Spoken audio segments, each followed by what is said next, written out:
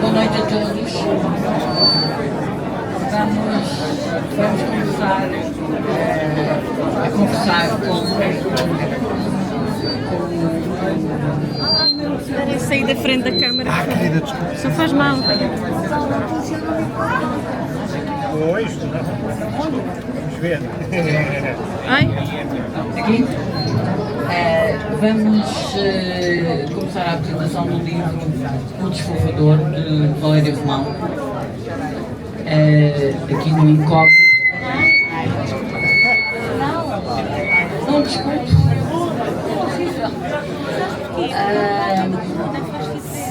Agora não sei o que. Do Valério Romão, um livro pelo qual esperei alguns anos, com o qual tive algumas dúvidas da sua execuibilidade e que de facto me deleitou enquanto leitora. Acho que fui uma das primeiras leitoras do livro. Devia ter sido a primeira, não é? Acho que fosse a primeira. Ok, então fui a primeira, ok. É sempre uma. Mais ninguém queria ler. É sempre bom. É um livro que eu considero transformador, absolutamente necessário, uma grande lufada de ar fresco na literatura portuguesa, ou em língua portuguesa. Não me vou alongar, queria te agradecer muito, Valério, por teres arriscado nesta aventura comigo. E queria agradecer muito ao Ricardo Araújo Pereira, que desde o início desta história também sempre me acompanhou, sempre me deu ânimo. E eu ia conversando com ele sobre o processo, e o Ricardo sempre me disse: é mesmo isso, é isso mesmo, pá, é isso mesmo. E portanto teria que ser ele, naturalmente, para mim e para o Valério, a apresentar o livro. Eu sei que é uma daquelas coisas que tu gostas muito de fazer, nós já sabemos que estás aqui com grande prazer, mas é isso mesmo. A seguir o Valério, a seguir ao Ricardo falar, o Valério vai fazer os agradecimentos da praxe, penso eu, e depois vamos ter leituras com o Gonçalo Waddington, a Paula Cortes. Estás aqui. Olá. E a Rosalinda Marshall, que também está aqui. E pronto, muito obrigada a todos. Espero que consigam todos ouvir e espero principalmente que se divirtam tanto como eu a ler este livro. Muito obrigada.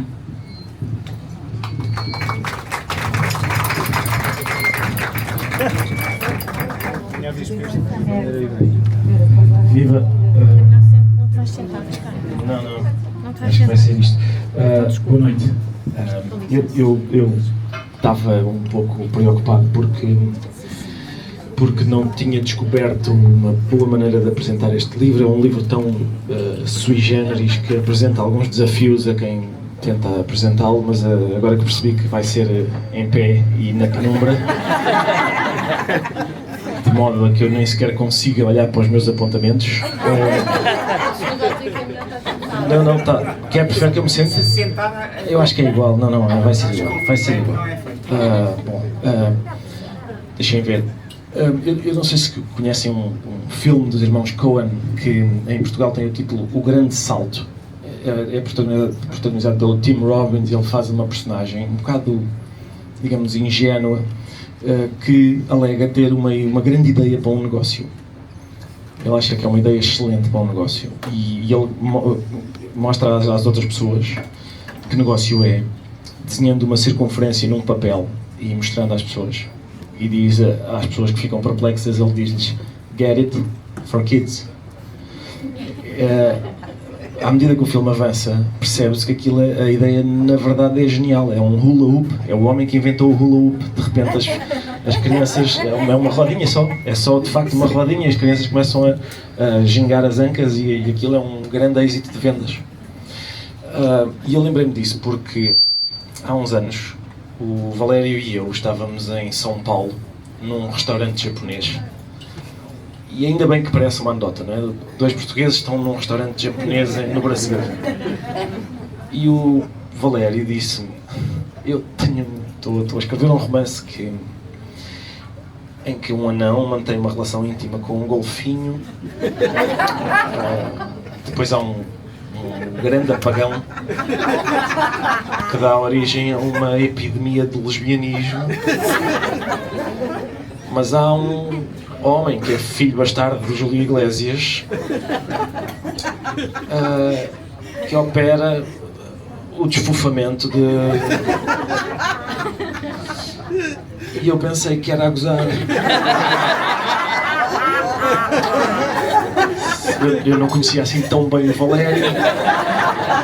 Pensei que o raciocínio dele tinha sido: este tipo é humorista, em princípio ele vai achar graça se eu inventar aqui de repente um plot, um enredo absolutamente estapafúrdio. Nisto eu recebo no meu e-mail uma newsletter da Tinta da China a dizer: não perca para o mês que vem o Desfufador de Valério Romão. E depois eu peguei no livro e verifiquei que fiz a figura das pessoas que desdenharam, do tipo que disse "Get it? For kids". Porque era de facto possível fazer um... De repente eu compreendi porque é que ele estava entusiasmado com a ideia que me relatou. Era muito improvável. Que eu não sei se... Acho que o Gabriel Garcia Marques, a certa altura, confessou que quando leu pela primeira vez a Metamorfose, não é? Que começa com... numa manhã, depois de uma noite de sonhos agitados, Gregório Samsa acorda transformado numa espécie de gigantesco inseto. E o Garcia Marques olhou para aquilo e disse: eu não sabia que se podia escrever assim, que se podia escrever isso. Esta é a minha... Eu tenho... A minha dificuldade para apresentar este livro tem a ver não só com a sua bizarria, mas também com o facto de eu querer preservar a vossa sensação quando o abrirem e lerem. Portanto, é uma espécie de visita guiada, não é? O que eu pretendo fazer é... Deixem-me ver, eu tenho que segurar no papel com uma mão, nos óculos com a outra, o microfone tocar com a boca. Mas... Eu acho que eu não quero estragar mais do que já estraguei, exatamente, nada de spoilers, mais do que já estraguei o enredo. Eu não queria estragar, mas eu acho que devo concentrar-me na figura do narrador. É muito... não é muito frequente a gente encontrar um narrador destes. Nós estamos à espera de... Nós sabemos o que é a literatura, não é? Normalmente a gente abre um livro e verifica, por exemplo, que que a Ana Karenina começa com uma espécie de aforismo. Todas as famílias felizes se parecem umas com as outras, mas as famílias infelizes são cada uma à sua maneira. Ou o início do Pride and Prejudice é uma verdade universalmente aceita, que um homem dotado de alguma fortuna está à procura de uma esposa. O capítulo 22 deste livro começa com a seguinte frase: quando na sexta-feira anterior ao final da tarde Helder saiu de casa, até o céu lhe cheirava a cona.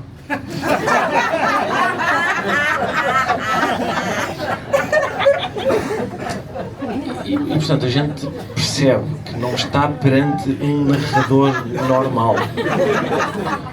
E ele é... Reparem, deixem-me só dar mais um exemplo, só para não ficarem com uma ideia distorcida. Na página 335 há um parágrafo que diz o seguinte: 1 de junho de 2019, Dia Mundial da Criança, do Leite, dos Pais, do Sobreiro e da Cortiça. Dia da inusitada final da Liga dos Campeões da UEFA, pela segunda vez na sua história disputada entre duas equipas inglesas. De um lado, um inesperado mas façanhudo Tottenham, encavando pelo caminho a Ajax, Borussia Dortmund e Manchester City, e do outro, um crónico candidato ao título, o proletário Liverpool, sob comando de Jürgen Klopp, um alemão de laboratório criado para demonstrar a compatibilidade dos sanguíneos genes latinos com o ADN responsável pelo kantiano temperamento germânico. Estão a ver onde é que eu quero chegar, não é? Portanto, é um narrador que no mesmo parágrafo diz encavou estas equipas e termina dizendo o kantiano. Ou seja, eu tentei localizar este narrador E eu acho que ele está na tasca do Grêmio Literário. É isso. É aí que ele está. E isso é uma coisa que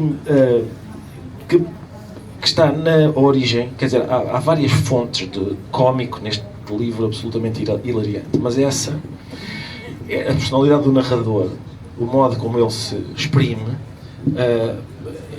o facto dele ter um vocabulário que, lá está, que é próprio da tasca, mas da tasca do Grêmio Literário. Isso produz um efeito cómico que a gente conhece, que a gente sabe porque é que o efeito cómico existe, mesmo que não saiba que sabe. Toda a gente sabe que colocar ao lado uma da outra duas coisas muito diferentes produz um efeito cómico. Não é? Toda a gente sabe que se um pugilista, um peso pesado, disser eu vou matar o meu adversário, isso não tem graça. Mas se um pugilista peso pesado disser eu vou matar o meu adversário, isso produz um efeito humorístico. Porque estamos a contrapor duas coisas muito diferentes. Estamos a contrapor encavar com kantiano. É isso que estamos a fazer. Estamos a contrapor uma voz fininha com a imagem que nós temos de um pugilista muito grande. Uma das peças mais famosas do Neil Simon chama-se The Odd Couple. É, aliás, uma das peças mais famosas do Neil Simon e adaptada para... houve séries baseadas nessa peça. Um filme com o Jack Lemmon e o Walter Matthau. Basicamente é isso. É isso mesmo. É um odd couple. São duas pessoas muito diferentes. Uma pessoa, nós diríamos, anal, e um outro que é chavardo, desbragado, etc. Esse contraste entre as duas coisas, e que vive neste narrador,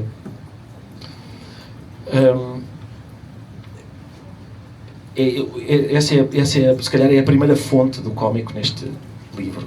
O Valério é filósofo, coisa que eu acho curiosa, porque na escrita humorística, na comédia, a lógica aristotélica não vale. O princípio da identidade, este apito está a matar. Mas, enfim, acho que é apropriado, tendo em conta aquilo que estamos a falar. O princípio da identidade, não é? A igual a A, é isto, não é, Valério? E o princípio da não contradição, ou seja, A não pode ser A e não A. Enfim, não há a infelicidade por ser a letra A. E também o terceiro excluído, exatamente, o princípio do terceiro excluído. Uma coisa só pode ser ou verdadeira ou falsa, não pode ser outra coisa. Na comédia, curiosamente, a contradição não é rejeitada, é abraçada. Várias definições de comédia, aliás, são contraditórias. Como se a contradição estivesse no coração da comédia. Um cartunista colombiano chamado Ricardo Rendón dizia: comédia são dardos cobertos de mel. Ou seja, uma coisa pontiaguda, mas doce. Ou seja, essa ideia de contradição habita o coração da comédia.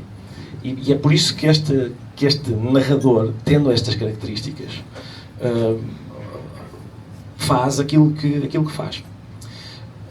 Deixa-me ver se eu tenho mais alguma coisa para dizer enquanto estou em pé sob uma luz vermelha. Sim, eu queria dizer que além disso este narrador tem uma linguagem, a vivacidade da sua linguagem, o caráter torrencial da sua linguagem, faz com que a experiência de leitura parece que estamos num barco instável a descer uns rápidos. É uma coisa desbragada. Além disso, é visceralmente português. Não só o narrador, mas o livro é visceralmente português. Eu estava a lê-lo e a pensar, se a Tinta da China traduzir isto para, por exemplo, para inglês, vamos começar pelo título. The Unlesbianizer. The Undiker, acho que é isso. Mas mesmo assim não é o desfufador. Sim. Além de que o livro todo vai ser muito difícil, não só a linguagem, mas também as coisas que acontecem, que são... Eu acho que se conseguiram traduzir o Finnegan's Wake ou o Guilherme Esposa? Sim, não. Conseguiram traduzir o Finnegan's Wake, mas não bem. Deixem-me só, eu vou terminar só para aguçar o... E no Brasil? Sim, depois no Brasil também não sei como é que funcionaria. Mas No Brasil é cancelado. o dessapatão, o dessapatador. Deixa-me ver se eu consigo. É só porque como eu não quero estragar, assim também não estrago porque é a primeira página. E é curioso porque as personagens, todas ou quase todas, têm uma espécie de, como se diz nos filmes da Marvel, uma origin story. Não é? Cada personagem tem é muito importante o modo como ela nasce, como ela é originada. Deixem-me só ler aqui um bocadinho. Eu quando recomendei o livro no Governo Sombra, disse às pessoas, se não acreditarem em mim, peguem no livro numa livraria, leiam os primeiros parágrafos e depois digam se não vos apetece levar isto para casa. Quando o Alexandre nasceu, vinha como a maioria dos portugueses, pequeno e engelhado, mas para gáudio dos pais, muito perfeitinho, e foi crescendo como a maioria dos portugueses, naquele intermédio estruturalmente frágil do remedianço, uma criança atirada à sorte dos anos 80, sempre em ebulição, mas pouco dada a tropelias de maior, e não se apresentando desde tenra idade e no que quer que fosse como um gênio em potência, desenrascava-se quando precisava, como a maioria dos portugueses, e os pais não tinham dificuldade em imaginar-lhe um futuro à sombra de uma profissão manual mas decente, até mesmo uma promoção ao final de meia dúzia de anos, perspectivada sobretudo no candor do otimismo maternal, pois sempre era melhor gritar com fornecedores ao telefone e mandar os outros fazer, do que chegar a casa e passar pelo menos meia hora, todos os dias, a tirar o sarro do óleo semi-sintético de debaixo das unhas. Reparem que isto é a primeira frase. Aos 6 anos de idade, é aqui que se dá aquela peripécia essencial. Aos 6 anos de idade, elétrico como sempre, passou a correr pelo set onde César Monteiro se encontrava a filmar uma cena do icónico Recordações da Casa Amarela. Mais um problema de tradução para inglês. Forçando o realizador indisponível para a inclusão de fedelhos naquele trecho do filme, a repetir por 2 vezes o take. Já com o baracinho ao pescoço de uma derrapante execução financeira que lhe tolhia os colhões até no sono, bem abastecido de um mau gênio a miúdo característico do artista mais visionário, e nutrindo uma aversão tão profunda à criançada, que toda a ciência da pedagogia, na sua opinião, se podia resumir à aplicação de uns bem empregados calduços para tornar o tempo entre o nascimento e o dia da primeira orquestra de shots ser o mais próximo possível do silêncio absoluto. Assanhado com o puto que no fundo só queria ser o primeiro da rua a aparecer na televisão, serpenteando por entre assistente de câmara e anotadora, esquivando-se às varejadas de perche que um sonoplasta gordalhufo fazia girar por cima da cabeça, e encarando aquela apanhada de improviso como uma forma inabitual, mas bem catita de usufruir de um fim de tarde com adultos, em passando diante da cadeira do realizador onde um César Monteiro, em treinador de bancada, vociferava contra aquele bando de incapazes que nem uma criança conseguiam apanhar, leva com um biqueiro do realizador em cheio no cu, sentindo de imediato aquelas notificações que o corpo emite quando algo mudou, para pior, e para sempre, e o artista com as mãos na anca em varina, e muito satisfeito com a execução tecnicamente perfeita do gesto, atira-lhe rancoroso, minorca de merda, havias de não crescer nem mais 1 centímetro para veres o que é bom para a tosse. E portanto, é uma maldição de João César Monteiro que está na origem da maleita que aflige a primeira personagem que nos é apresentada. Eu não sei de que métodos é que Valério Romão usa para inventar estas personagens e este enredo. Imagino que algumas sejam forjadas aqui mesmo, neste recinto, com o auxílio de substâncias que, se a polícia as apanhar, são apreendidas. Seja como for... Desculpa, Valério, não se deve revelar o método do artista. Muito obrigado a todos. Obrigado.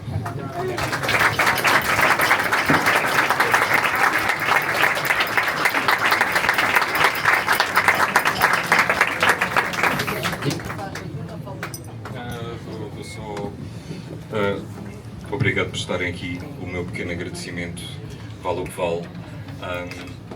Agradecer em primeiro lugar à Paula, que esteve ao lado deste livro todo este tempo, a ouvir-me muito entusiasmada ou muito frustrada a chegar a casa e a dizer foda-se, resolvi este problema, ou então foda-se, não consigo resolver isto. E ela é que levou com a externalidade negativa, como se diz agora, do processo. Obrigado à Bárbara, porque só uma maluca como ela é que poderia aceitar, tipo, então bora lá fazer um livro chamado O Desfofador. E ela, bora! Parece-me bem. E por tudo quanto ela disse da primeira leitura, da primeira versão, me ajudou e obrigou, de certa forma, a tornar este livro uma coisa bastante melhor do que era a primeira versão. Porque é uma leitora atenta e é uma editora atenta. E é maluca e estamos muito bem com isso. O Ricardo também é maluco, mas veste-se melhor. E dentro deste complô, eu em primeiro, quando a Bárbara me sugeriu o nome do Ricardo para apresentar, pensei, foda-se, agora vamos ser super congénitos, tinta da China, tu puxas para aqui, eu puxo para ali, vamos todos fazer este carreirinho. Depois pensei, os outros fazem muito pior, que se foda. E na verdade, cada vez que eu procurava um nome para escapar ao Ricardo, o que eu acabava por ver era a cara do Ricardo. E eu já falei com o meu terapeuta sobre isso. E está tudo bem, não é um problema. Obviamente não é um problema grave. E ele diz, e obrigado a todos vocês, aos meus amigos que acreditaram neste projeto, como disse o Ricardo, era daquelas histórias, pá, estou a pensar fazer um livro de dizer um anão e depois um golfinho, né? E toda a gente fica, tu és parvo ou quê? Isso não vende, isso não, tu vais ser cancelado. E desculpador, não, nem podes pensar por esse título, porque tu vais ter senhoras com archotes à porta da tua casa. E eu pensei, pá, que se foda. E basicamente foi isso. E a Bárbara acompanhou este que se foda. O Ricardo também, por arrasto, acompanhou este que se foda. E dentro desta coisa, dentro desta história toda, que é o que é que se pode ou não dizer, as pessoas esquecem-se de uma coisa fundamental. O que é que se pode ou não dizer depois de se ler. As pessoas normalmente dizem qualquer coisa antes de ler e dizem qualquer coisa antes sequer de pensar em ler. E vamos todos, pelo menos, acalmar um bocadinho. Se eu conseguir fazer este livro, ter-vos cá e o mundo continuar a rodar, eu acho que a gente consegue fazer muito mais coisas. Obrigado.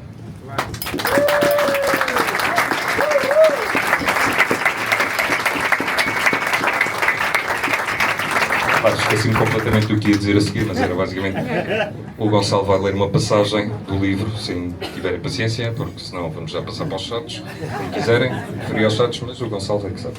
Não. Tu é que sabes. Este espadaúdo. Luz é que era fixe. Ok, tá bom, peguei. Ui, agora é o truque do... Obrigado. Os ucranianos bateram à porta e foram recebidos com a expectável descortesia francesa. Que o espaço já se encontrava fechado, apenas os últimos clientes a terminarem os seus negronis, que voltassem no dia seguinte, que teria todo o gosto em recebê-los. Não sei se temos vodka suficiente, gracejava. Mas é só acordar mais cedo e passar pela máquina. Mas os ucranianos não estavam propriamente receptivos ao não. Especialmente o tom relativamente torcista de quem se preparava para aumentar o volume e dar continuidade à festa, mal aqueles abrutalhados virassem as costas operárias e desandassem dali para fora, pelo que um dos ucranianos, afastando o longilíneo parisiense da porta com a pontinha dos dedos, garantiu a passagem aos restantes, que rumaram ao balcão para serem atendidos. O francês pouco mais pôde fazer do que meter o rabinho da negação entre as pernocas e segui-los, tentando naquele curto trajeto fazer um upgrade ao sorriso. Que com este tipo de gente basta um olhar em falso, nunca se sabe. Dmitri e os seus companheiros pediram uns conhaques, do melhor, de acuio. Beberam-nos em shot, para asco geral de uma mesa de franceses, cuspiram para o chão, enojados, os restos de Courvoisier, convertendo o asco gaulês em despeito, e pediram bagaceira, de acuio. Isso é que era uma pena, lamentava Robert, escorrendo-lhe nervosa uma pinga de suor pela têmpora, que sempre tinha tido bagaceira ali, muito apreciada, aliás, por todos quantos frequentavam o bar, mas esta acabara há dois dias apenas. Hélas, era na verdade uma lástima não ser mais conhecida lá fora, como é a grapa ou o schnapps. Em nada superiores a uma boa São Domingos, putain, toda a gente sabe disso. Mas os úcaras, monocórdicos, bagaceira e acuio. Ao que o francês, sentindo já o seu espaço de manobra reduzir-se ao tamanho de um escroto de protão, fez o que sempre fazia quando um cliente mais rufia lhe começava a dar problemas, pegando em 6 copos de shot limpos, dispondo-os diante dos ucranianos e enchendo-os com um martel cordon bleu, cujo travo e complexidade garantia-lhes, forçando-se a um entusiasmo e convicção demasiado tremelicos para parecerem convincentes, eclipsava largamente aquela porcaria do Courvoisier, que com toda a razão os cavalheiros tinham achado medíocre, muito inferior, como é óbvio, à bela São Domingos, em que os próprios franceses vraiment só usavam para eventualmente tirar uma nódoa mais teimosa da roupa. Dmitri levantou o copo de shot, encostando-o ao nariz, sorveu os vapores complexos do conhaque, deu um golito, franziu o senho, cuspiu a bebida para cima do balcão, vazando o resto do copo para o chão. Os restantes acompanharam-no no resto, não chegando sequer a provar, molhar os lábios com aquela... Estou excitado. Pinguei a cueca. Desculpa, isto é uma frase do Valério. Pomada de 150 euros a garrafa. Se o francês tinha até então estado apenas nervoso, agora estava apavorado. Dmitri, olhando para o copo de soslaio, isto ser merda, bagaceira. O que deve ter sido a gota a fazer transbordar o copo do orgulho gaulês de um sujeito remexendo-se na cadeira desde a entrada derrompante dos úcaras no bar, pois o camurço, incapaz de se conter, apesar dos ça va pas à peine da namorada, cujos dedinhos não paravam de puxar a manga da camiseta Lacoste, soergueu-se furioso, não me quand virando-se impante para os ucranianos pouco impressionados, estacando ali de boca aberta e pernas bambas, como se o genial plano de convocar uma exortação pública de desculpas por parte dos bárbaros, graças à demonstração assertiva da sua indignação patriótica, contivesse uma lacuna à qual, por mais que desse à pedaleira do neurónio, não lograva aceder. O indignado, de alto gabarito civilizacional, levou um bufetão de um dos ucranianos que o fez involuir num instante até a original posição sentada. Os restantes franceses fizeram aquilo que as criaturas de sofisticação cosmopolita fazem quando o rufia se chegueira por entre as malhas de complexa rede de regras das quais dependem para se sentirem protegidos e os ameaça, a saber, gritar. A rabaldaria do caralho, cadeiras em apressada aquisição do brevet de voo, garrafas partidas gorgolejando os seus preciosos líquidos sob o olhar desesperado de Robert, um arraial de porrada antiga de que saíram ilesas apenas 2 miúdas, a quem um matelão ucraniano, apontando para um baquinho corrido, repetia: ficar sentadas.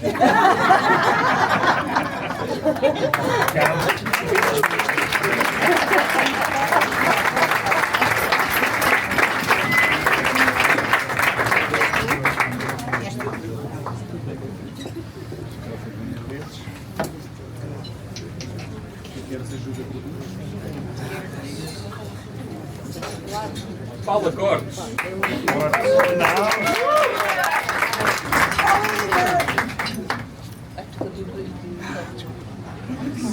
Ele é a lanterna.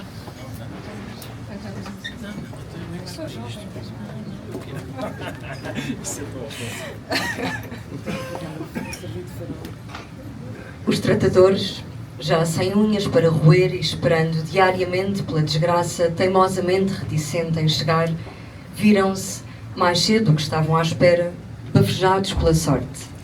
Alex, cada vez mais confiante na sua capacidade de maravilhar o público, já fazia o percurso debaixo de água com um sorriso de antecipação pelas palmas que recebia na fase descendente do número. Um mergulho triunfal em pequeno Cristo olímpico. E foi claramente essa mistura de húbris e excitação que o fodeu. Um dos miúdos na fila da frente foi o primeiro a dar conta do estranho fenómeno aéreo. Olha, mamã, o anão tem um pilão. Como já foi referido, há 2 estruturas anatomicamente corretas no anão. A cabeça, conferindo-lhe aquele aspecto abonecado que suscita nos restantes a ambivalência de querer sufocá-lo com abraços e a vontade de o afastar à bicarada, e a pila, que não despertando os mesmos instintos, sofre, no entanto, da mesma desproporção relativa. O anão sorridente, cruzando de olhos cerrados o arco em chamas, vinha com um pau incapaz de ser contido pela sunga vermelha, de tamanho 10 anos, anunciando-se em todo o seu glorioso fornecimento às mais de 150 crianças de boca aberta, ao redobrado espanto artístico. Para ajudar à festa, uma rajada de vento acabou por completar o trabalho encetado pela ereção, fazendo voar a sunguinha por cima da assistência e expondo o pequeno Alex em peculiar Nevermind aéreo avante la lettre, ao espanto e escândalo generalizados.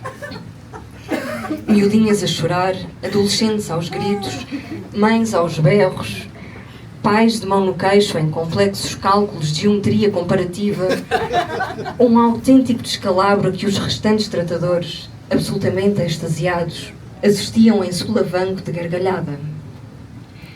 Durante umas semanas, não se falou de outra coisa. Homens adultos a soluçar em posição fetal, mulheres possuídas pela nanoluxúria, miúdas e miúdos a reciclar aqueles fotogramas de vergalho em choros convulsivos e súbitos, pilhas de nenucos decepados a entupir a goela dos contentores do lixo, dezenas de psicólogos regressando das caixas de supermercado para, em consultório improvisado na garagem, arrancar dos putos o trauma do anão caralhudo debaixo da cama. Vigilantes interrompendo a criancinha rumando tímida debaixo do seu boné para casa. Foi o fim da carreira de Pablo e Alex, pois as fotos daquele número insólito, algumas de notável composição e enquadramento, através das quais era possível analisar com minuciosa exatidão métrica as diferentes dimensões do anão em voo encarpado, correram redes sociais afora como fogo em mato seco. O chefe não perdeu tempo a ligar para uma empresa de conservas perto de Ayamonte, para a qual já tinha mandado um par de golfinhos menos bem adaptados, e que não só lhe causava menos chatices burocráticas, pois se a morte de uma foca já obrigava a muito papel preenchido e muita conversa indesejada com as autoridades, um golfinho então era um verdadeiro inferno burocrático. Como recebia ainda uns cobres, e aquilo misturado com bonito marchava que era uma beleza. Quis o destino que a fábrica tivesse sido fechada pela ASAI espanhola, pois pelos vistos o atum não era bem atum, o alumínio das latas não era bem categoria alimentar e até as tintas usadas na impressão dos rótulos causavam surtos de brotoejo às pessoas sensíveis ao chumbo, o ponto aliás que expultou a investigação das autoridades. Lá se lembrou de falar a um primo que conhecia um tipo no Jardim Zoológico de Lisboa e não perdeu tempo a percorrer uma sequência de números de telefone que o levaram de um herpetólogo fanhoso a um fulano cuja profissão era enfiar o braço no cu dos elefantes doentes para os descaroçar de um cagalhão entravado, a outro, ainda especializado naqueles animais resultantes de uma confusa suruba com um pato, um castor, uma cobra, um texugo, até finalmente chegar ao responsável pelos mamíferos aquáticos marinhos que já tinha, como é óbvio, visto as fotografias e os vídeos do famoso número e entrecortava as lamentações tremelicantes do chefe com: "Pois, ganda broche que você aí arranjou." Ou ainda: "Isso é uma confusão do caralho, meu amigo." Ou ainda: "Que grande pisada."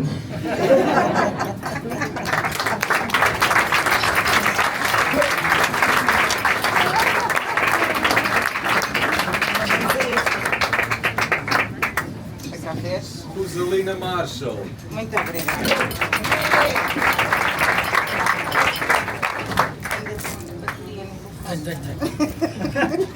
Eu agradeci imenso. Ok. Boa noite. O que lhe fazia confusão não era a necessidade orgânica arvorada em economia de bairro. O potedo não era uma invenção portuguesa, muito menos uma carolice local ou uma idiosincrasia. Como todas as cidades portuárias, Lisboa tinha abdicado à indecência, impalatável para a família no seu passeio de fim de semana, por uma parte de si, não mais de uma meia dúzia de ruas, uma parte até bastante pequena, onde o estrangeiro de sarda enrodilhada se conseguia desfazer do excesso de dólares, com os quais aportava na cidade sem ser submetida ao olhar inquiridor que um mediterrâneo vota ao interveniente de um processo mais duvidoso quando o próprio não faz parte dele. O que mais lhe fazia confusão era não conseguir perceber em que direção rumava aquele paquiderme cansado, feito de bolas de espelhos e restos de pastilha elástica, de balcões de cotovelos, ora lânguidos, ora decepcionados, a custo sustendo uma cabeça abandonada à sorte de uma convenção interior e intransmissível, cumprindo o ritual de entrecortar as vergastadas da vida no seu cotidiano, com uma cerveja de final de dia que nunca se ficava só por uma cerveja ou por só cerveja, gradualmente transformando o frustrado das 9 às 6 naquela gincana de tascas e conhecidos tangenciais, num colosso de esperança e ânimo, apostado em resolver na manhã seguinte todas as injustiças laborais, nem que fosse aos berros, e nessa mesma noite todas as injustiças do mundo, nem que fosse à pera, deambulando Pac-Man de loiras, de bar em bar, de pista em pista, munido apenas da sua reabilitada confiança e de um colesterol em carcaça da Casa Cid, ao qual atribuirá a responsabilidade por passar o dia seguinte em correrias para a sanita, a repetir noite fora e para si próprio, de costas para o balcão e diante da pista ainda vazia, os versos de uma música de Jorge Palma com os quais firma as pequenas e indispensáveis âncoras de pertença a este mundo, de companhia mesmo que incorpórea, enganando-se nos versos e nas próprias palavras dos versos, tal como se engana na confusão de moedas atiradas para cima do balcão a troco de mais uma cerveja. E em cada sítio em que o deixam entrar, está a dar a mesma música. Um sortido de orelhudas dançáveis, pilhadas a uma das infinitas interações do Now That's What I Call Music, de que o espertalhaço DJ se socorre, sob pretexto de, como toda a gente sabe, nos discos originais só se aproveitarem uma ou duas faixas para a pista, no máximo, estando reservada ao resto da bolachinha espelhada a função de inspecionar o nariz à saída da via rápida da coca. E saca-lhe de um Gang of Four ou de um Joy Division para o sujeito de cintura mais contemplativa. Interessa é pôr isto a mexer, que a carne parada é um insulto ao Espírito Santo. E o pior cartão de visita de uma discoteca é o balcão, apinhado de maduros entediados, atulhando cinzeiros com cigarros, escoando sem fumo na gorjeta do cancro passivo, distribuído por igual aos empregados do bar, ao DJ roliço e careca, de carrapita amarelado, escorrendo-lhe por cima da nuca, frenético por trás da mesa de mistura, como se embalasse um orgasmo, ao orgasmo, meia Ibiza aos pulos. Há empregada cuja única missão é sair da sua letargia para varrer os vidros dos copos que, quanto mais avança a noite, mais maduros caem das mãos dos artolas, cuja motricidade elástica os atira para um desfazamento de apenas meio segundo relativamente à batida da música. Mais meio segundo para o corpo medir a energia necessária para levantar o pé daquele chão em que os restos, obrigada, de cerveja fazem de imã para a perna já cansada, lago de cisnes gordos e trôpegos em palco, de cola para o visionamento a VHS assíncrono. Saca-lhe então de uma Kate Bush para arrancar do balcão as 3 inglesas que se revezavam em polaroids de cocktails e esmorecer a agressividade do macho na deriva paranoica de reduzir qualquer sujelaio alheio à provocação ou ao engate e a empregada do bengaleiro, sobre a qual se faziam apostas quanto ao número preciso de dentes na boca, não havendo noite em que não a convertessem num exemplar de bocarra escancarada à contagem, sempre disputada, daquela Gulgã de inspectores bêbados. Bate ritmicamente as palminhas, subitamente transportada para a saudade da aldeia nas suas festas de acordeão e bombo, de espessas sereias rodopiando uma cebola de saias, de tal forma entusiasmada naquele esganiçar em coro, pelo qual se convertia toda a energia do universo num grito destinado a atravessar supraluminal a atmosfera, o sistema solar, na sua coreografia de matilha, arrancando o Mercúrio da sua casmurrice retrógrada à passagem para contentamento astrológico e rompendo espaço sideral afora até se alojar já estreito nos tímpanos de uma infeliz forma de vida, num ermo a 200 anos-luz da Terra, e os estoirar, coitado, que há de ter sido uma diferença de pressão. Na verdade, isso até é bastante comum e nunca se sabe muito bem porque é que acontece.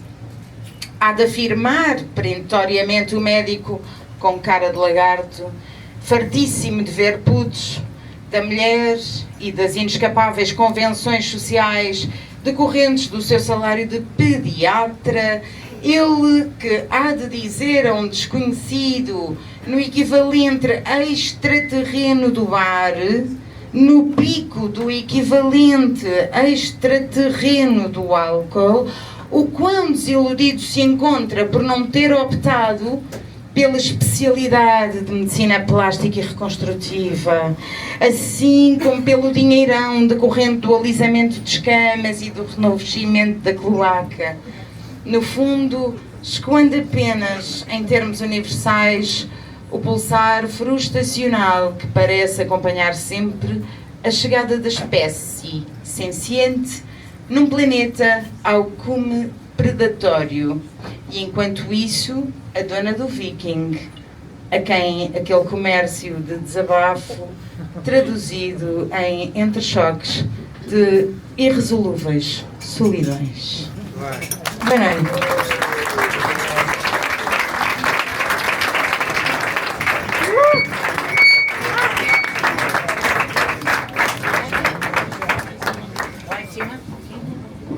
O Valério vai ter de assinar livros a quem quiser lá em cima, que esta festa só pode ser a seguir.